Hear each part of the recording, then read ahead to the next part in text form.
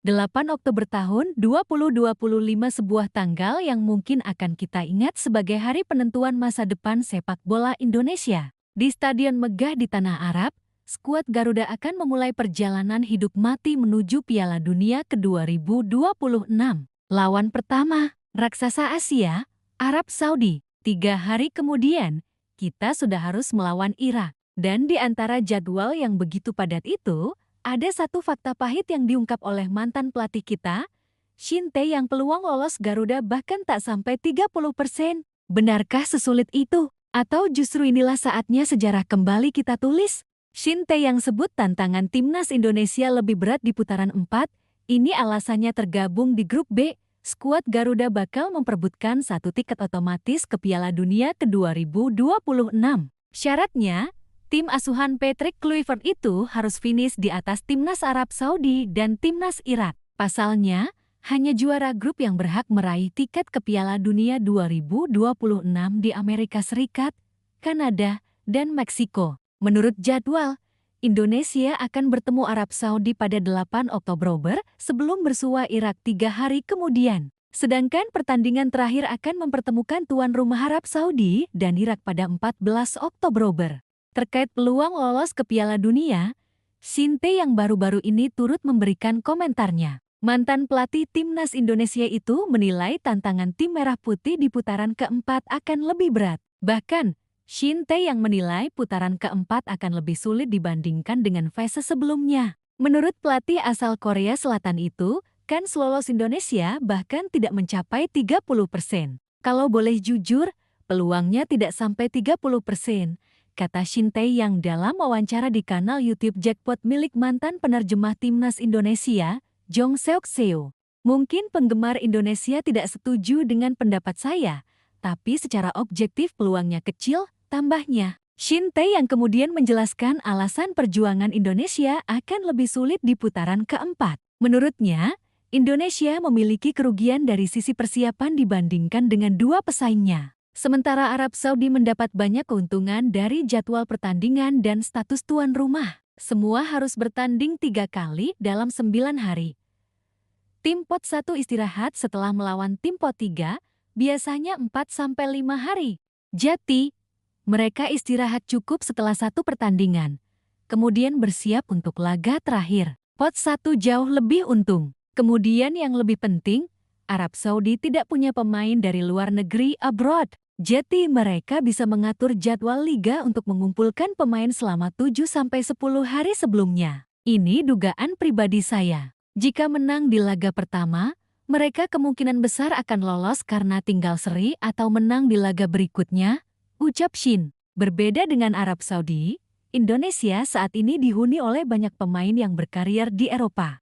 Hal ini membuat Indonesia tidak memiliki banyak waktu persiapan sebelum memasuki FIFA Matchday. Sebaliknya, bagaimana dengan Indonesia? Pemain-pemain inti mayoritas adalah pemain abroad. Mereka harus bertanding 2 hari setelah tiba di Arab Saudi dan bertanding lagi 2 hari berikutnya. Kalau seperti itu, tidak ada waktu untuk memulihkan stamina mereka dan berlatih bersama. Kita sangat rugi dari segi stamina. Kalau dilihat Irak juga sama, tidak memiliki banyak pemain dari luar negeri. Di tim Irak masih ada beberapa pemain Eropa, tapi sisanya lokal. Pasti mereka menggelar pemusatan latihan 7-10 hari sebelumnya. Jadi mau bagaimana juga, kita pasti rugi. Kami harus bermain tandang ditambah tim pot 1 bertanding di negara sendiri. Para wasit utama juga dari Timur Tengah. Semua merugikan. Jadi kalau tidak lolos di putaran ketiga, pasti lebih sulit, kata pelatih berusia 54 tahun itu.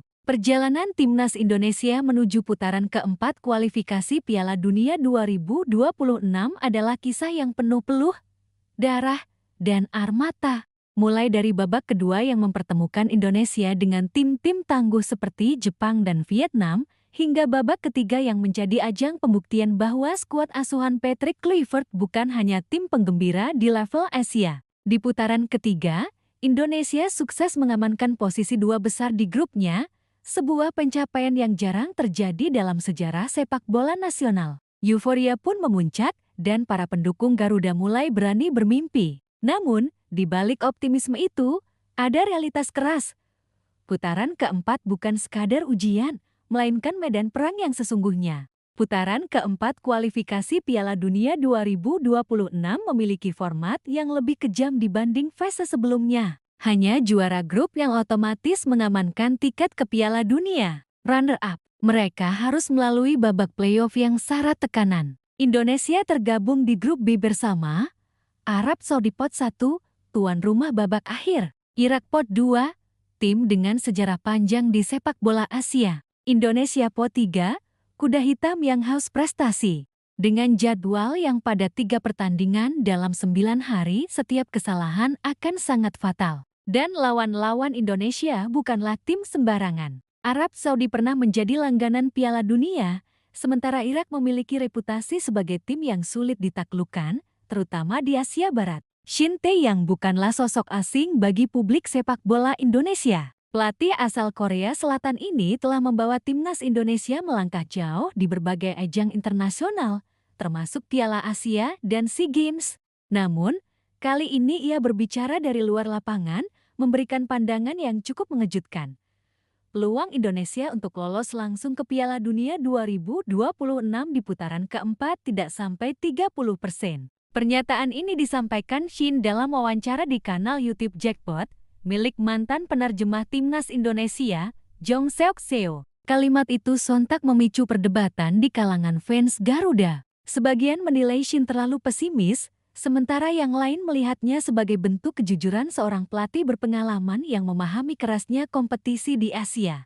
Shin mengaku tak bermaksud menjatuhkan mental publik atau pemain, tetapi ingin mengingatkan bahwa tantangan di putaran keempat jauh lebih besar daripada di fase sebelumnya. Menurutnya, Arab Saudi dan Irak memiliki keuntungan yang sulit disamai Indonesia, terutama dalam hal persiapan dan kondisi fisik pemain. Kalau boleh jujur, peluangnya tidak sampai 30%. Mungkin penggemar Indonesia tidak setuju dengan pendapat saya, tapi secara objektif peluangnya kecil, ujarnya. Shin Tae yang menggarisbawahi bahwa salah satu hambatan terbesar Indonesia di putaran keempat adalah keunggulan sistematis yang dimiliki Arab Saudi. Bukan hanya soal kualitas pemain, tapi juga pengaturan jadwal kompetisi domestik, status sebagai tuan rumah, dan minimnya pemain abroad. Menurut Shin, jadwal pertandingan putaran keempat menguntungkan tim dari pot 1, dalam hal ini, Arab Saudi karena mereka memiliki jeda istirahat yang lebih panjang sebelum laga penentuan. Di fase ini, setiap tim harus memainkan 3 pertandingan dalam 9 hari, sebuah jadwal yang padat dan menuntut manajemen stamina yang baik. Shin mencontohkan, Arab Saudi bisa mengistirahatkan pemain setelah melawan tim pot 3, kemudian mempersiapkan diri secara optimal untuk pertandingan terakhir yang seringkali menentukan tiket otomatis ke Piala Dunia. Lebih jauh lagi, komposisi pemain Arab Saudi yang seluruhnya bermain di liga domestik memberi keuntungan besar. Federasi mereka dapat menghentikan liga lebih awal, memberikan waktu 7-10 hari pemusatan latihan penuh sebelum laga pertama. Ini berarti para pemain datang dalam kondisi bugar, segar, dan sudah terlatih secara kolektif. Pot 1 jauh lebih untung. Arab Saudi tidak punya pemain dari luar negeri, jadi mereka bisa mengatur jadwal liga untuk mengumpulkan pemain selama 7-10 hari sebelumnya, jelas Shin. Kondisi ini sangat kontras dengan Indonesia yang kini banyak diperkuat pemain abroad. Para pemain seperti Jay Itzis, Sandy Walsh, Rafael Struijk, dan Ever Jenner harus menempuh perjalanan jauh dari Eropa, tiba hanya 2 hari sebelum laga pertama, lalu kembali bertanding 2 hari setelahnya.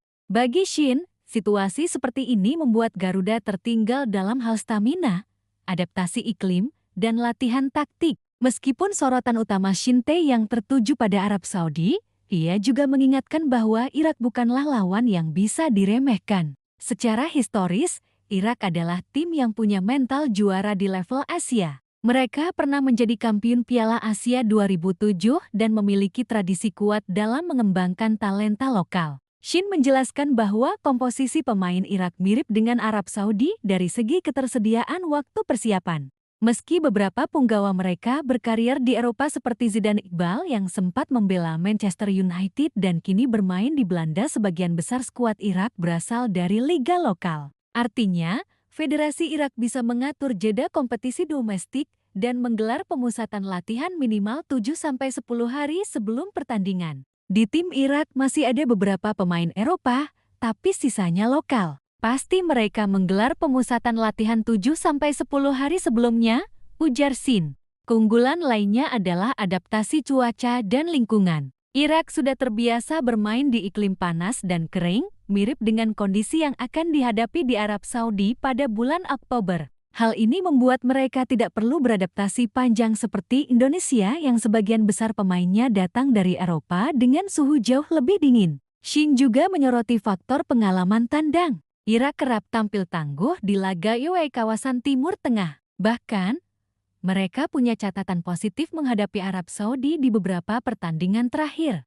Jika Indonesia ingin menyalip Irak di klasemen, mereka harus mampu meraih poin penuh di laga kandang dan minimal mencuri hasil imbang saat tandang. Secara ringkas, Shin menilai perbedaan besar ada pada kesiapan fisik dan taktik. Jika Arab Saudi dan Irak punya 7-10 hari untuk mempersiapkan diri, Indonesia hanya punya waktu 1-2 hari latihan efektif sebelum laga pertama. Perbedaan ini mungkin terlihat kecil, tetapi di level internasional, hal itu bisa menjadi penentu hasil akhir. Salah satu poin yang ditekankan Shin Tae-yang adalah padatnya jadwal pertandingan di putaran keempat. Dalam 9 hari, semua tim akan memainkan 3 pertandingan. Bagi negara dengan skuad mayoritas pemain lokal, hal ini masih bisa diatasi karena mereka memiliki waktu cukup untuk recovery dan adaptasi. Namun, bagi Indonesia yang dihuni banyak pemain abroad, situasinya sangat berbeda. Pemain seperti Jai Idzis,